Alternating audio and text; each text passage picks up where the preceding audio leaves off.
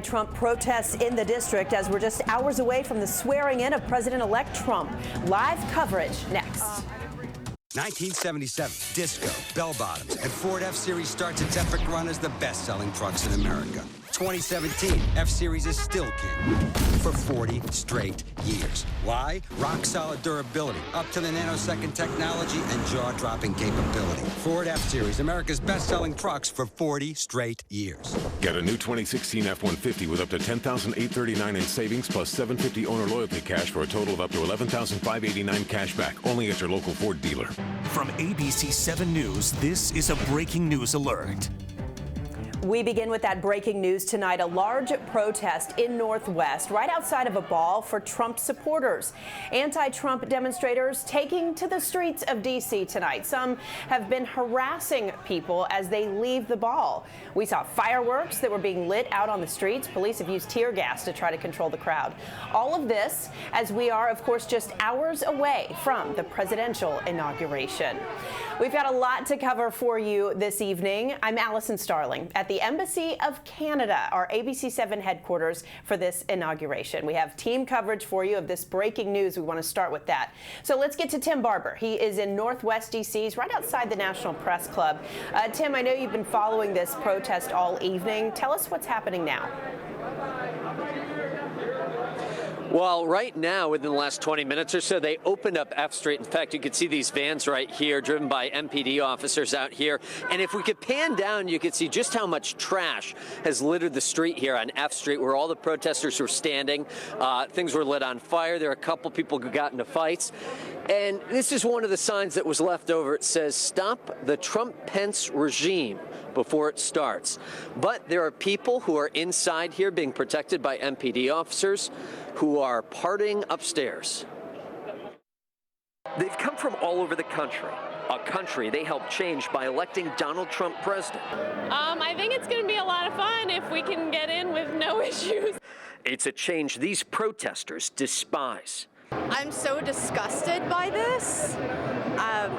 It feels like it's a joke. Despite the protests, fights, and pepper spraying outside, inside 1,000 Trump supporters threw an unusual ball to celebrate their unlikely candidate. It's called the Deplorable, which is a play on this speech Hillary Clinton made on the campaign trail. Half of Trump supporters into what I call the basket of deplorables. It was an insult against Trump supporters that the Trump supporters took on as a badge of honor. Tonight's tickets cost up to $2,500, but the majority were just $99. We're told they sold out in 2 hours. The Deplorable was hosted by a group of regular Joes and Janes who helped start a grassroots movement that helped put this brash New York businessman in the Oval Office. Protests or not, these self-proclaimed Trumpists say they're a new force in this town, and they're here to stay. I think this is democracy and our country at its best and its worst. Now, this is being held at the National Press Building here, which is a little ironic considering the contentious relationship between Donald Trump and the press, but the police officers are still out here. The party's expected to last until midnight. Reporting live in Northwest Washington, Tim Barber, ABC 7 News. And Tim, also breaking now, a different protest. This one started in the Chinatown area. However, it ended up in the same place. Let's get right over to Annalisa Gale with more on that one. Annalisa? Allison, the protest just wrapped up about 30 minutes ago here in the 600 block of 3rd Street. Here you can see the street has reopened, and we are actually starting to see a couple of people leaving the ball. We talked to both sides today. There were many protesters, but there were some Trump supporters sprinkled in. Here's what they had to say. What is that? It's on tape that he feels like he can grab any woman he wants by the and to me, that's sexual assault. We shouldn't be bullied into suppressing our political opinions, you know? We're here to celebrate, you know, Donald Trump, and there's no reason we should back down for that. At some points during the protest, things got a little tense between the protesters and police. A few people said they were pepper sprayed, and we saw them washing their eyes out. At one point, protesters started a small fire in the middle of their circle. They were also dancing as they held signs denouncing President-elect, and some of them were wearing masks as they hid their identities. And at times, there were also loud sounds coming from firecrackers. Tomorrow This street will be lined for the inauguration. Here there is a sign, as you can see right next to this gentleman, Section G and Section H.